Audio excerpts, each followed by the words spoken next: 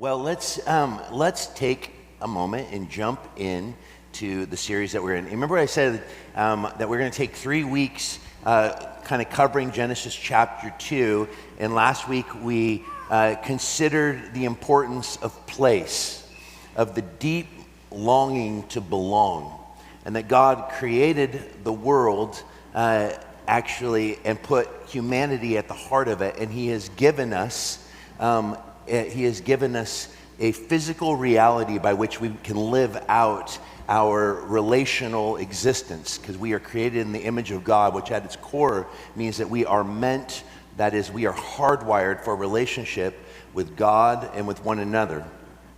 And that relational aspect requires a place by which relationship can be lived out. And as I talked about last week, a church, for example, this place, that what makes a space sacred is people recognizing the presence of the living God in a moment, and that is this moment right now. As we come, we're not coming to learn more about Jesus, we're coming to meet with the living Christ.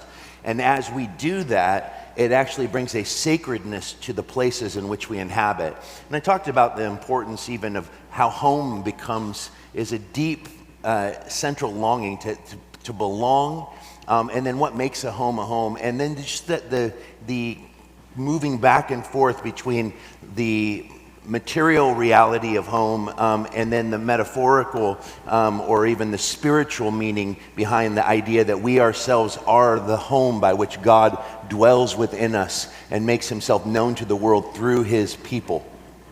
And that our physical spaces are often a reflection of what's going on internally. And so, really, if you want to go deeper into a conversation about the purpose of place, I would encourage you to listen to the conversation that I had with my wife a few months back on hospitality, because that's a huge aspect of what Door of Hope is about. If we have a liturgy at Door of Hope, I would say that our liturgy is familial.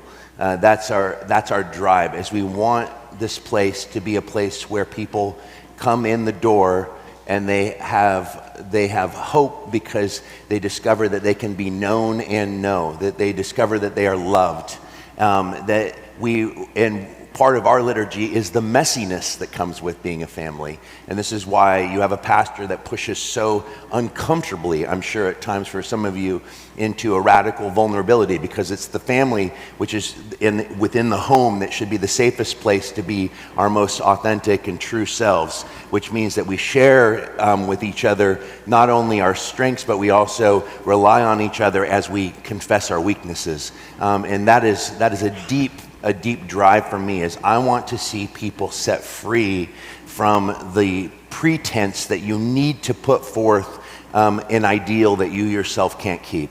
That's not what it means to be a Christian. And that is not what it means to be Spirit-filled or Spirit-led. It doesn't mean that you now are some sort of sinless saint. A saint is just a sinner who's cried out mercy to the God of the universe and has found their strength in Him. And a saint is merely one who says, Jesus, I give you everything, including the crummy parts of me. I give you the good and the bad. It's all yours. I am yours. That's what He's looking for, is a total surrender. So today, what I want to talk about, if we consider place, today I want to consider work. And then I want to consider next week family, for we see the creation of the other. Adam finds no suitable partner, and God says over Adam, in a sinless state, it's not good that man be alone, and we'll consider that in detail next week. But today I want us to consider the topic of work. I want to just begin with these 3 passages because it's impossible to talk about work and its fulfillment without also taking into consideration its frustration. Work is something that was actually given by God to humanity before the fall. It is a part of God's good creation. It's a part of God's good design, that we not only exist, but we are to exist for something, and we are to contribute to what it is that we exist for. And so I always say there's no static position for the Christian. I would argue there's actually no static position for human existence. Static, essentially, the only thing that's truly static is that which is dead. And so we are meant to live, and we are meant to live for something concrete. And in Genesis chapter 2, verse 15, it says, the Lord God took the man and placed him in the orchard in Eden to what? Care for it and maintain it. That's called a job. That's called, I have asked you to come into partnership with me. I have made this world and I've put you at the center of it. Everything I have created for your enjoyment. In fact, here's the interesting thing. Work now is driven by a necessity to provide for ourselves and for our families. I was noting one of the differences with work before the fall is that Adam was not commanded to work for the fruit that he ate or the food that he ate. In fact, God says you can eat from whatever tree you want. It's all yours. But what he was called to do was to care for the place that he was living. But it is the ultimate picture of a work that is not marked yet by toil. And so he's not having to work for his food. He's working because it's a gift and it gives him purpose, and it allows him to actually enjoy. So he really is functioning more like a gardener before the fall. It's after the fall that he's forced to become a farmer, and that's a very different thing. And so this picture of God says, I have created you and I am now giving you what? Purpose. And we need purpose. It's important. Genesis 2:19, he says, the Lord God formed out of the ground every living animal of the field, every bird of the air. He brought them to the man to see what he would name them. And whatever the man called each living creature, that was its name. I could do a whole message on the significance of the ability to name things. And what it means to be made in the image of a God who is creator, and how God creates is he calls things into being, he names them. It's interesting that man is given the ability to name. God doesn't name everything, he lets man participate in that creative activity, and that shows us another side of work, is humanity is meant to subdue the world, and that means subdue it in a way that it's cared for. The fall has corrupted our ability to subdue without action. Our domination now, and our tendency to divide and conquer, if you will, every time we create something that brings benefit to the world, unfortunately, sin always seems to mean that there's an underbelly to it that might not even show itself for 30 years, 50 years, 100 years. That humanity cannot subdue the earth without also damaging it now, and that's part of the fall. But here in 2:19, we see what God has intended for us, that we are to be co-laborers with Him. He's invited us as image bearers to actually share in His work.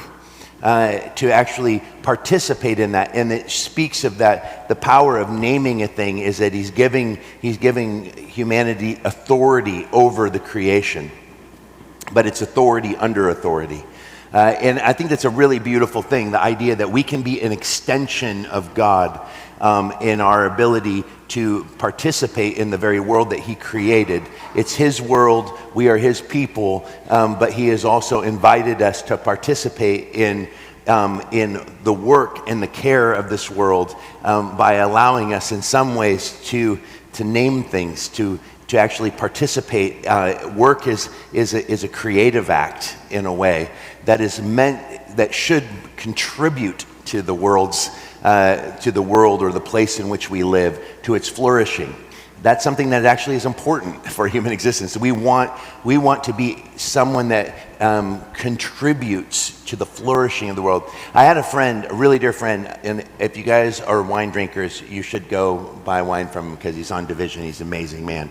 His name's Will. Him and his wife Danielle own Division Wine, and him and his son came to church, and it was Will's first time in his entire life. He's 10 years older than me, and he'd never been to church in his life, and he came, and he didn't even have language for it. So he left me a voicemail, and his son was my son's best friend, all growing up from grade school all the way through high school. And he goes, "Josh, I just wanted to tell you how moved I was by the experience I had today." And he said, and this is when you know that someone has no church background, when they refer to a sermon as, he goes, "I really like your talk." And he goes, "And there was just one word that came to mind when you were speaking." And he goes, "I hope this isn't offensive or in any way diminishes what you do." He goes, "But the word that kept coming to mind is it seemed useful." And he goes, "It seemed helpful." And he goes, I don't mean for that to be offensive, because I think that the best that we could ever do as human beings is be useful. And I was like, that's a very profound statement coming from a man who has literally never been to church in his life, is that whatever's happening here at Door of Hope, he saw as something that is useful, or something that actually builds community, doesn't tear it apart. He saw it as something, he saw it as a work that was worth doing. It's contributing. And I love that. And I think what he was pointing at is this is part of that aspect of what it means to be image bearers of God. And then finally, we can't talk about the good side of work and the beauty of work and the ability to be in some ways co-creators, if you will, or at least co-laborers with the Creator, without actually taking into consideration the fact, and we will consider this in great detail in the coming weeks, the fall, which happens in Genesis 3. It doesn't take very long for things to get messed up. In fact, Genesis 3, when it comes to man, he begins, remember, the serpent deceives the woman. The woman gives the fruit to the man who's sitting in the background. He eats of it. They both now have chosen to define for themselves what is now right and what is wrong. And the outcome of that is the serpent is cursed, and who is the emblem of Satan himself. And then and what you have with the man, this is the interesting thing, is God doesn't curse the man and the woman. What he does is he curses the ground.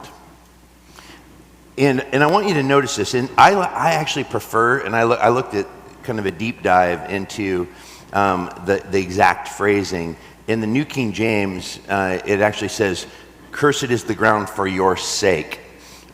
It can be translated, "Cursed is the ground because of you," because of what you've done. But it also can be translated "for your sake," as in actually for your good. And now, this is one of those mysterious ways that, like Hebrew is, it's the richness of meaning, is that translators are consistently confronted with how is one to best translate a word based upon the context.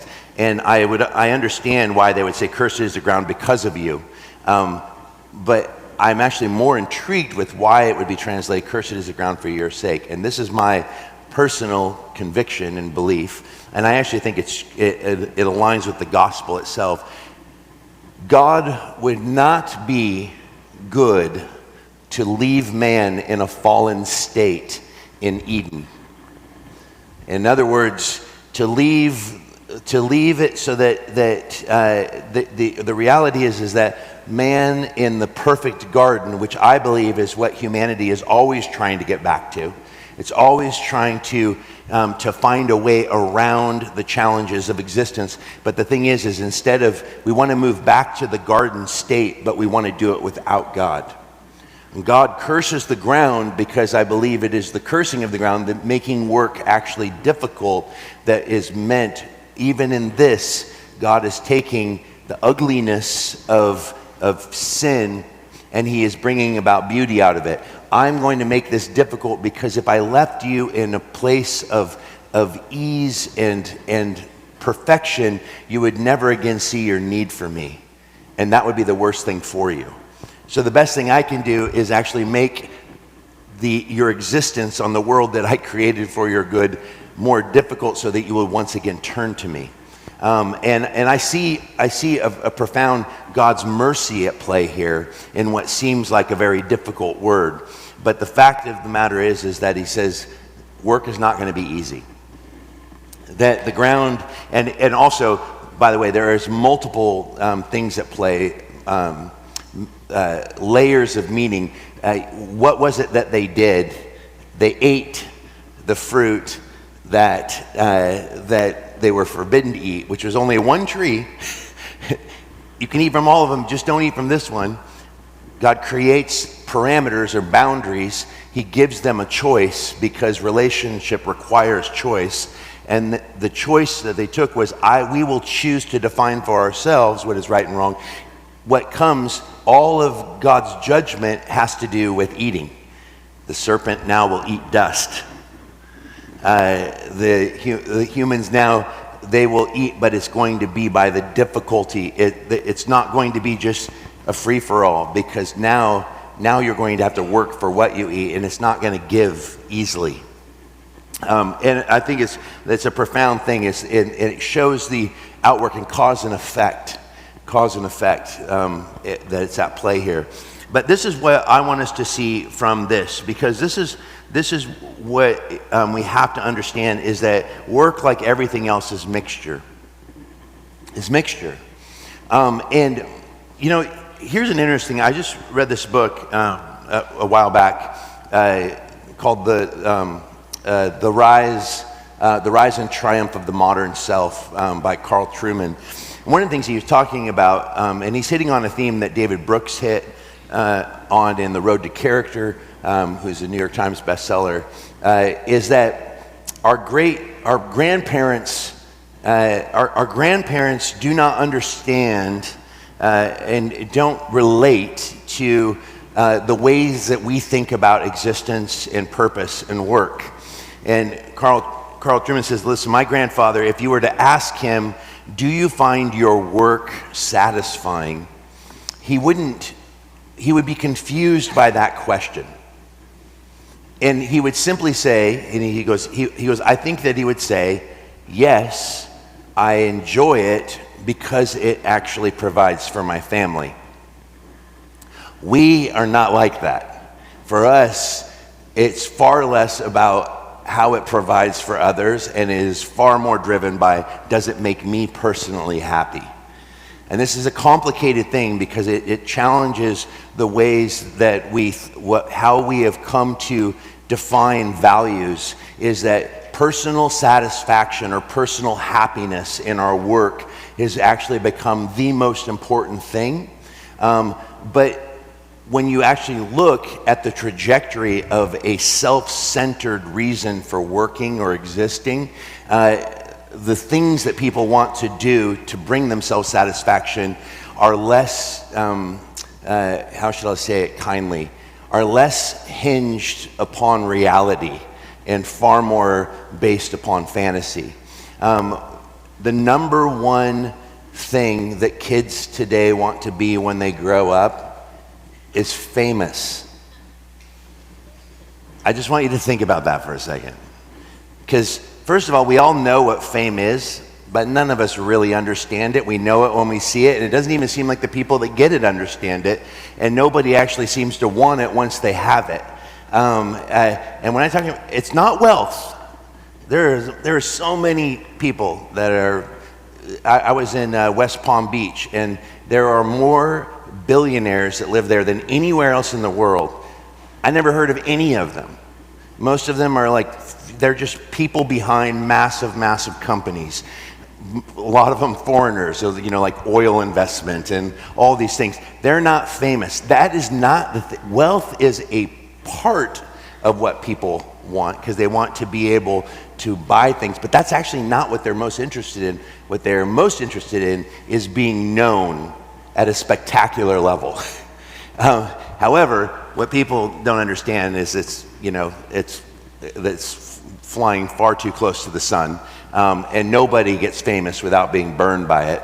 And I think that this is insane to me, that the deep, in the 50s, if you asked a group of high school kids what they wanted to be when they grew up, they would be like, I want to be the most outrageous thing you would maybe get is, I want to be an astronaut, which that still meant, that was just the beginnings of like, I want to try to enter, you're like, well, that's ridiculous. But nobody was like, they maybe even said, I would like to be a musician or a dancer or an actor. And that's a very small percentage. But now, it's not even those things. It's just, I just want to be famous. So this shows us how upside down and the natural outcome of a society that is driven by the rise and the triumph of the individual, and how it has corrupted our understanding of what it means to work. I think that we cannot ignore the fact that work is necessary, and at the same time, we also have to recognize that it is difficult, and that if we believe what our society has told us is that work is ultimately about our personal happiness, we are bound to be consistently discouraged. So I want to just talk about three things around work from a biblical perspective, and I want to just ask a series of questions, because I want to first of all consider this: work as a gift, but also as a necessity. And look at this verse in 2 Thessalonians chapter 3, verses 10 through 12. For even when we were with you, we would give you this command. This is Paul writing. If anyone is not willing to work, let him not eat. For we hear that some among you walk in idleness, not busy at work, but busy bodies. Now such persons we command and encourage in the Lord Jesus Christ to do their work quietly and to earn their own living. I think, first of all, when we refuse to recognize work as a gift and see it, work was never the curse. What was cursed was the ground due to the fall, which means, and I just think that ultimately what that means, I don't think that it's God like actually just did something to the ground. I think that the meaning of that is due to the mixture that resides within us now, our work will always be mixture.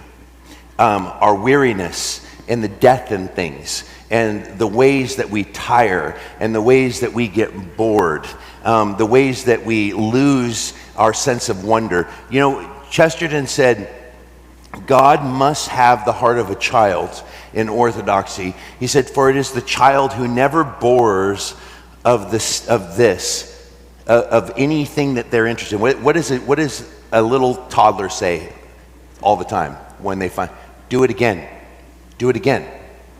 Have you ever watched I watched once a 2-year-old play with like a lid to a cup, for like 45 minutes in absolute ecstasy.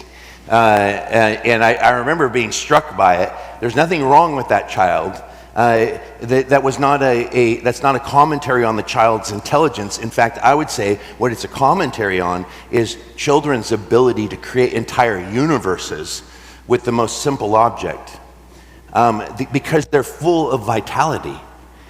The sign of the loss of childlikeness as we get older, and the toil we feel in things that once brought wonder, is a sign of the outcome of sin. And I think it's why work becomes difficult, because we don't know how to maintain that sense of wonder. And this is why I always say for Christians, I don't think that our responsibility as Christians is to be super serious. This is why I actually personally for me, I've gained a lot of insight and I'm grateful for the Puritans, but I have one massive issue with them. They don't seem to smile, and they don't think things are funny. And if you don't yourself recognize that you are freaking ridiculous, then you are blind to what it means to be a human being, because life is a comedy. It's a tragic comedy, but you are, and the more serious you are, I honestly believe, the more blindly comedic you are as well. Because I believe, I live by this rule of thumb.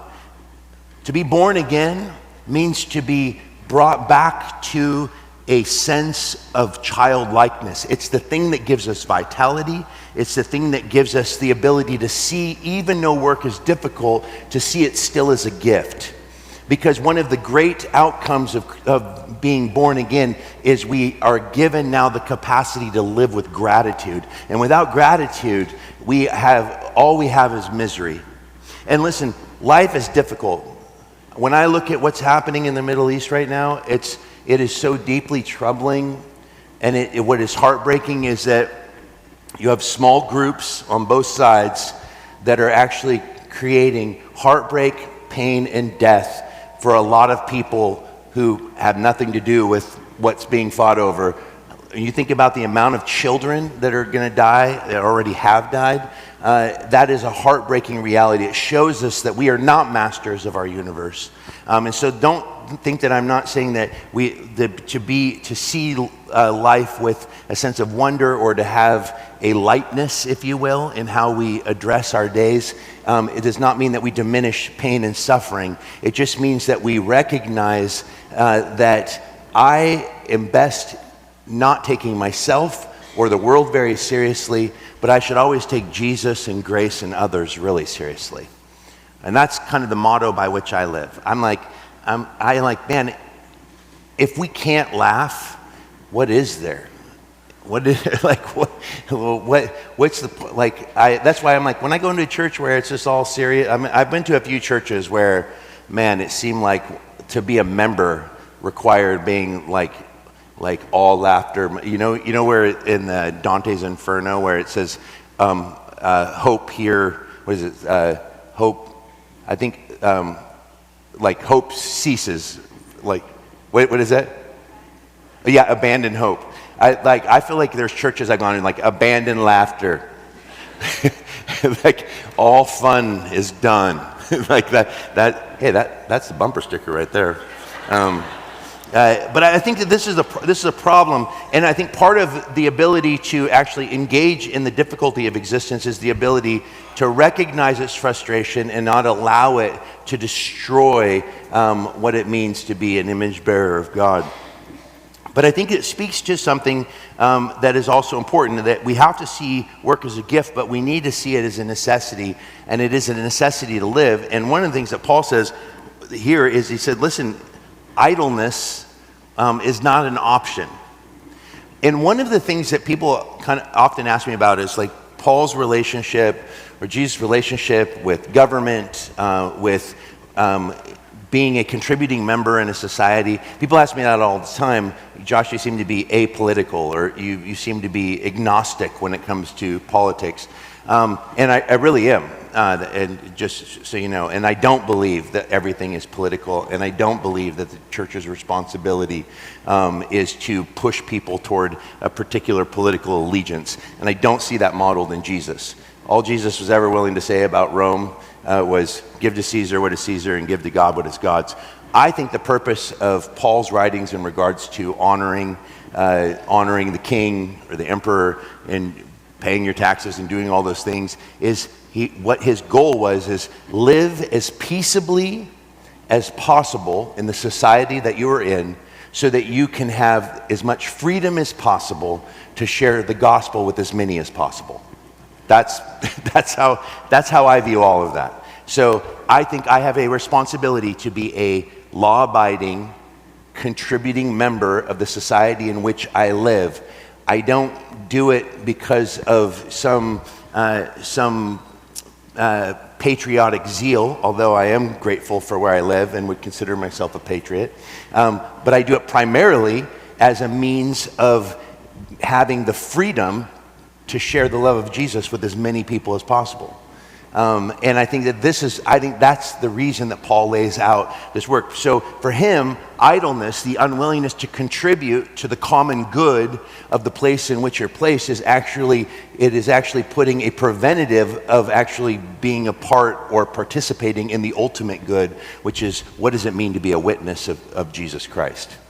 And I think that this is something that we have to understand. I grew up with a single mom and a father who never paid child support and never contributed at all. And my dad was a man who rarely worked in his life.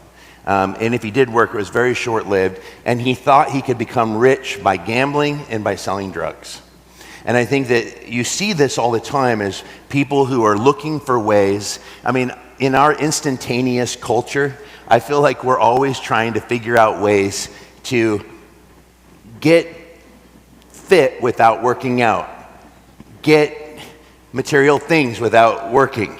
Everything for us is like, how do we get to that goal as quickly as possible? Let me tell you, God has taken what humanity has brought upon itself, sin, which has brought death, and he has actually taken the theme of death and woven it into his redemptive purposes. And I would argue now that there is all the best things in life cannot be experienced without tasting some level of death in it. And what I mean by that is that if you want to get fit, you have to go through the suffering and the pain and the destruction of your muscles before they can grow.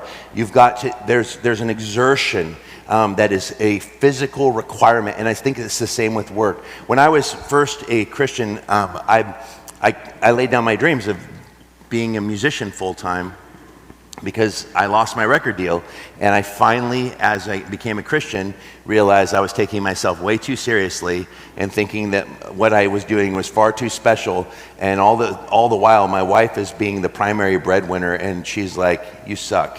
Like, you need to friggin' man up. And she wasn't yet a Christian, and she wanted nothing to do with Jesus because she didn't see me modeling anything that would, like, at least before when you did drugs and was a partier, at least you were fun then. Now you're like serious and you're still not contributing. It was not a good testimony. And so I realized it, and I started a painting company, a restoration painting company. And I spent years, I don't even know, by the way, I don't think eating lead paint is that bad for you. Because I've eaten pounds of it, and I think I'm doing just fine. I probably will. That's just horrible. But I was thinking about the amount of like 1880 era homes that I angle grinded down to bare wood without a mask on, and I don't like to think about what that means for me. I probably have reduced my life by a solid 10 years. But that just means that I won't ever have to wear Depends. That's all that means.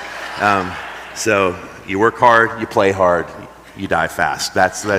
I'm not necessarily opposed to that.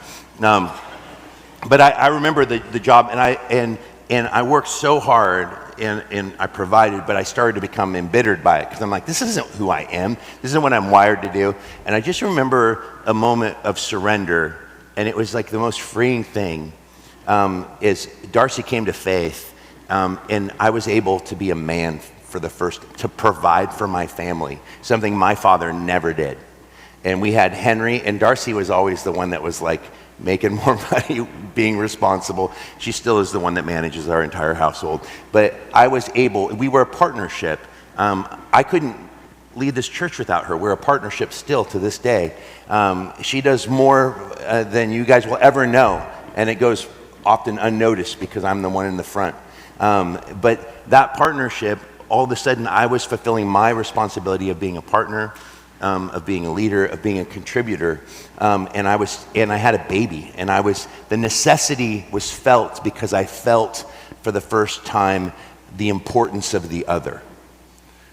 That I want to provide not to fulfill my happiness. I want to provide. There is happiness, there is joy, there is meaning found in being one who contributes. I became useful, in the words of Will. And it was a profound thing. And I remember arguing with the Lord. And I said, Lord, if you want me to paint houses for the rest of my life, just give me the joy to do it.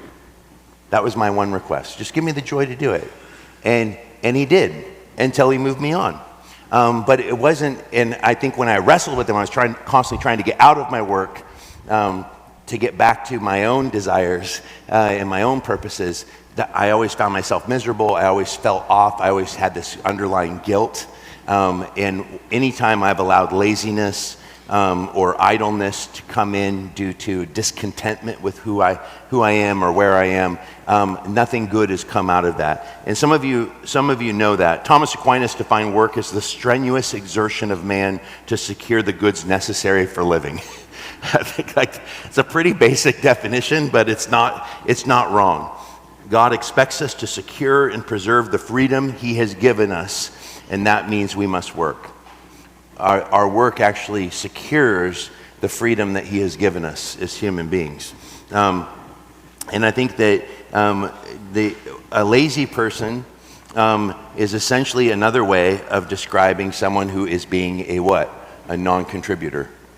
And listen, if you find that is something that you struggle with, we all struggle with that at times. So this is not to guilt or shame, but it is to encourage you that it doesn't have to be that way. And one of the reasons we need one another is because we can all have those moments where we feel despair, a lack of motivation, an inability to engage in the day. We can struggle with depression or anxiety or social anxieties, whatever it might be. I just want you to know that I know there are a multitude of reasons that can create this feeling that work is impossible. And this is why we need to be a confessional community. And I don't say that to shame you if you're in that position. I'm just simply saying that the goal of your life is not to be a non-contributor. And don't listen to the lies of the enemy. If you found yourself in that place, you don't have to stay in that place. And I just want you to know that you're loved. This is not to make you feel like garbage. In fact, I think the only thing that motivates us out of a place of non-contributing is to know that we're loved even when we're not contributing. That's the only real motivation for existence. And I think it is I think guilt and shame is like sand in the gears of life. But love is the thing that oils the gears and allows us to rise up out of whatever we've been doing that maybe is not what God's best is for us, and has hindered our ability to contribute to the good of others. So work is a gift and it is a necessity. It's just as simple as that. It was given before the fall, and it is a necessity to exist in the world in which we live. Secondly, it's this. We need to think of the selection and the motivation of work. In Ephesians 4:28 says, "Let the thief no longer steal, but rather let him labor, doing honest work with his own hands, so that he may have something to share with anyone in need." All else, just building on this last statement, is that what we want to be thinking about is we are being useful or we are contributing, but the motivation of our work, and we should be thinking about this when we select work. God has given us a tremendous amount of freedom. And I love Chuck Bomar's message a month ago when he said, God has gifted the church by the Holy Spirit, and each person has a unique role to play in the fulfillment of the Great Commission, or God's command for us to be witnesses. But he has also gifted us uniquely to be contributing to the world in which we live. We are called to be a people that do our best to help whatever arena of influence we have, others to flourish. And this means that when we select our work, we should be asking those questions. And I had a great conversation. By the way, if you're an artist, I know Door of Hope has always been filled with artists. I am a true artist through and through. And the reason I don't talk about art very much is because I don't want to help you feel what all Christian artists feel, which is we're the worst stinking Christians, because we're constantly like, I must self-reflect. I need to, and then you're like, but I'm supposed to deny myself. But I have to express myself, but I should deny myself. I just want to encourage you, God knew what he was doing when he created you as a creative being. And if you feel like this constant conflict, like, is it right for me to want to self-express when Jesus is all about self-denial? I think the bottom line is you don't need to be an artist to desire to self-express. So all of us have a deep longing to be known. All of us also want to know that what we're doing matters. And we also want to know that that what we do or who we are is seen on some level. That is, we want to be known. We want to do things that contribute, but we want to do things that matter. We want to feel like what we're doing is valued. And I think it's very easy for us to live in our minds and think that what I do doesn't matter. And I just want you to know, if you are contributing to the good of the world in which you are called to live, you are providing what is necessary to exist, then it matters. And just know that everybody's got to do, like, everything that happens around us. Like, if you're a garbage man, it really matters what you do, because if it's not picked up, it's a big problem, isn't it? If you work in the service industry, it actually matters what you do. And I know that there are people that have, like, I have a job and I just don't know that it actually is contributing to the common good. And there's all these wrestling. I think the big thing is this, is are you surrendered to Jesus, and are you just simply saying, Lord, you know who I am, you know what I do, I just surrender to you, make it useful. Because maybe he has you in a job that isn't necessarily what he's going to have you doing forever, but he has you there because he specifically wants you to be a witness to someone else there. You just have no idea the kind of narrative that he is trying to tell with your existence. What I believe is the most exciting aspect of being a Christian is to recognize that Jesus can take what seems like the most meaningless thing and bring incredible meaning and purpose out of it. That every interaction, every introduction, every person you meet, there is the possibility of something that has eternal consequence. And that is a profound reality.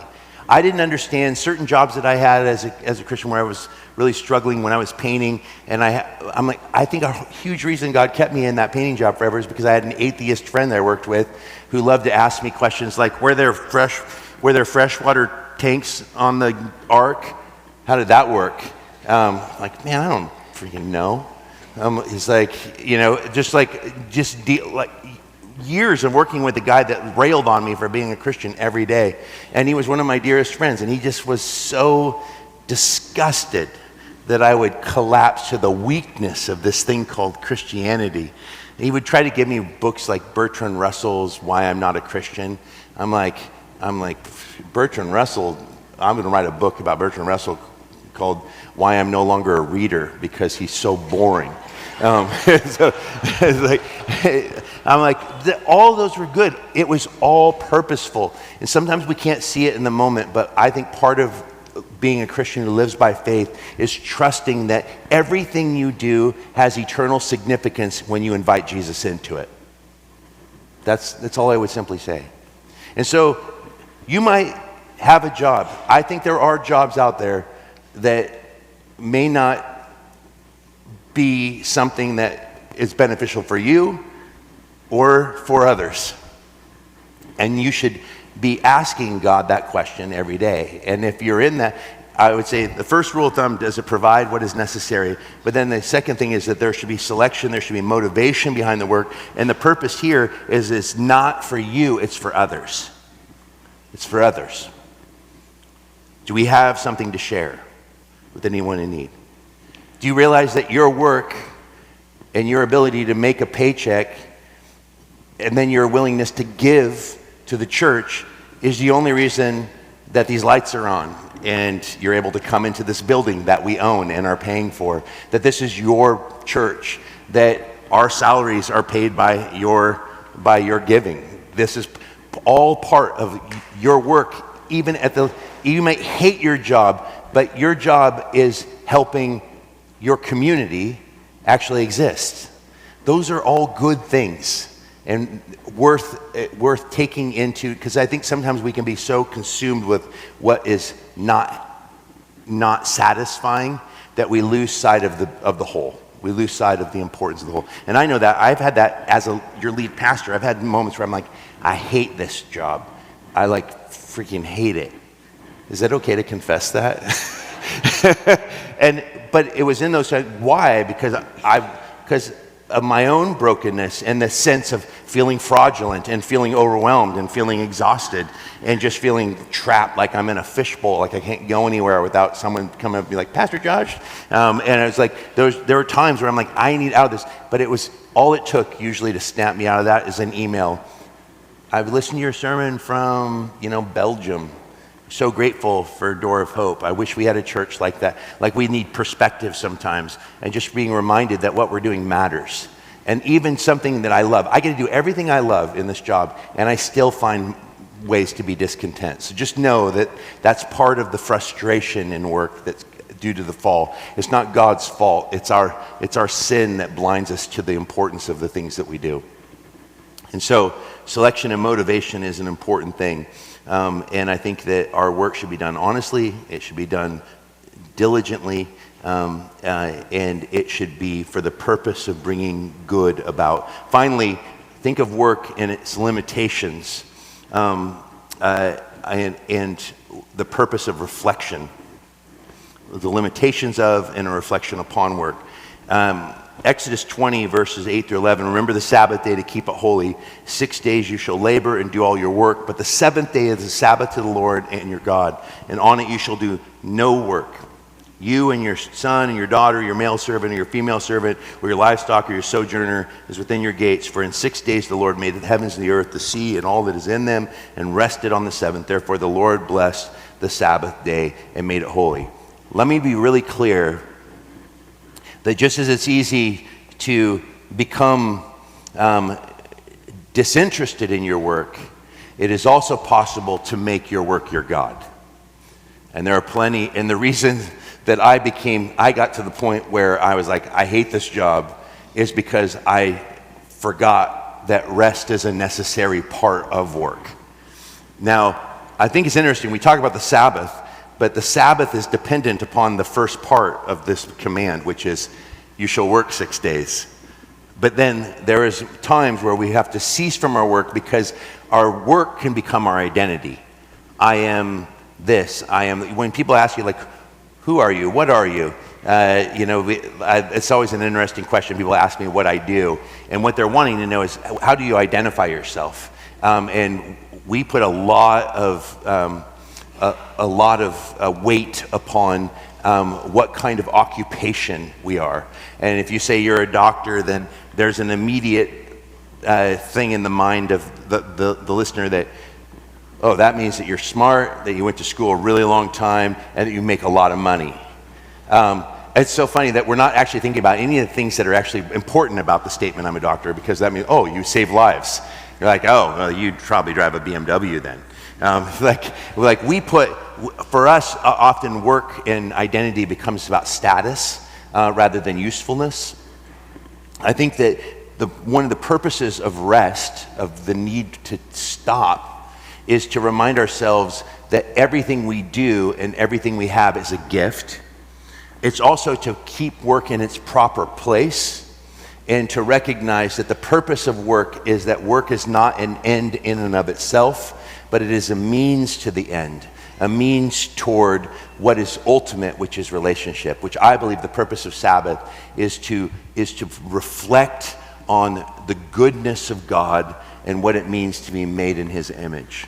It's a time to cease from my activity for the purpose of being reminded that I am not my work, and to ask the question, is my work serving what actually really matters, which is the God of the universe and my neighbor? Because at the end of the day, guys, it all comes down to two things. Love God with all your heart, soul, mind, and strength, and love your neighbor as yourself. Our work is for the purpose of fulfilling those two commands, period. That is the sum total. I mean, think about it. How useless would work be if there weren't people to share in the fruit of it? If there was no other, what would be the purpose of work? But we are a part of a community, and we have responsibilities in that community. So I want to just close with this verse from Jesus Himself, because I think it's a fascinating passage in Matthew 11, 28 through 30. He says, come to me, all you who labor and are heavy laden. He recognizes the frustration and the necessity of work. And he recognizes the way that existence wears us out. And he says, come to me and I will give you rest. And you're like, yes, Jesus wants us to stop working, right? But then he follows it up with like, take my yoke upon you. What? I thought we were stopping work. I'm pretty sure that a yoke is for a very specific thing. Work. And Jesus is a carpenter. You know what a yoke is? It's something you put on the back of an ox. But here's the thing. Jesus as a carpenter would also know that even the smallest imperfection in a yoke would have the ability to cripple an ox and prevent it from doing the work. In other words, the yoke was meant to distribute the work in a way that they were able to do the work. And so Jesus recognizes that there is much frustration in our lives, and when we don't have him at the center, our work can be an unbearable burden that can actually break us, destroy us, and diminish the meaning of what it means to be image bearers. But when we have him at the center, he can show us how to enter into it in a way that it does not destroy us, but actually brings about good not only for us, but for others. And so his rest is not the ceasing of work, it's actually learning how to rest while we work, which I think is a profound aspect of Jesus in his communication on the Sabbath too. Take my yoke upon you and learn from me, for I am gentle and lowly in heart, and you will find rest for your souls, for my yoke is easy. My work, that I will actually create a means by you to enter into the world where there's a lightness in your step. I truly believe this goes back to my and my burden is light. I think this goes back to my opening statement about part of the gospel is to bring a sense of play and wonder and lightness to our existence by which we can enter into the dark days. Because what do people need to see in the world right now more than ever? That we need to reflect to them that this is not the best there is. That we contribute to the world, but we're not destroyed by it, we're not controlled by it, we're not defined by it. We're defined by the creator of this world. And this world was actually created for us and for our good. And therefore, we should be already reflecting the now and not yet reality of his kingdom. That we are a kingdom outpost for King Jesus. And part of being a kingdom outpost for King Jesus is that we recognize that the greatest joy in life is to be known and to be loved and to be conduits of that love. And so now I can enter into any job. I'm a janitor, I'm a garbage man, I'm a lawyer, I'm a doctor, I'm a server at a restaurant, I'm a stewardess. All of it, we see all of it as a playground by which we can bring the love of Christ to a lost and broken world. That's the lightness. It's recognizing like this isn't the end, this doesn't define me. Jesus defines me. He's my identity. And when he is my identity, I can enter into anything with joy. That's the whole essence. Have you guys ever read that book, Practicing the Presence of God by Brother Lawrence? Little tiny slim volume. He was a crippled monk who learned to find joy in the most mundane things, like washing dishes, because every moment was the possibility of intimacy with God. And when we live with an awareness of the God in whom we serve, and an awareness of our neighbor who is around us at any given point in any given day, I promise you, your work will take on meaning. You will become useful. But if you focus solely on yourself, your satisfaction, your hopes, your dreams, nothing can reduce you to uselessness faster. And I know that from experience. So, you're loved. If you're lazy, you're loved. Let love motivate you out of laziness. If you are struggling to provide and you're working hard but still haven't struggled to provide, you're loved. That's the reason you have community, because we need each other. Because not all of us will be doing well at any given point in every day. This is why we need one another. And God wants to call you out of the hiding that we can be forced into as a society. That's not what God has, and we have to show the world a different way. which is a radical vulnerability. And maybe some of you hate your work today. I just want you to, maybe this is a good opportunity to come to Jesus and say, Lord, give me a new vision for what I do. Show me the value in what I'm doing. I don't know if I can do this. Just bring it to the Lord. Just be honest about it and share it with others. That's why we come together, okay? What you do matters. You matter. Contribute to the witness of Jesus, and you'll find lightness in the things you do, I promise. Amen? Let's pray. Lord Jesus, thank you so much for the gospel and its ability to bring transformation to our lives. I pray right now over this room, over this community, that we would be a people that see once again the value of the things that we do is driven by our awareness of your deep concern and care for our lives and how our lives reflect you to others. And so, Lord, I pray that you would move us out of a self-centered, self-focused existence toward a God-centered and others-oriented existence. Lord, may we be useful. May we contribute. May we be grateful for the work that you give us. And Lord, may we work hard. And Lord, may we also be a people who know how to rest well. Thank you that life is not meant to be static, but Lord, that we are moving toward a goal, and ultimately that goal is yourself. And so Jesus, until you return, we just pray that you, who is our peace, would be at the center of our lives, and that we would be a peaceful presence in the restless world. We need you for this, Jesus, and we pray these things in your name. Amen.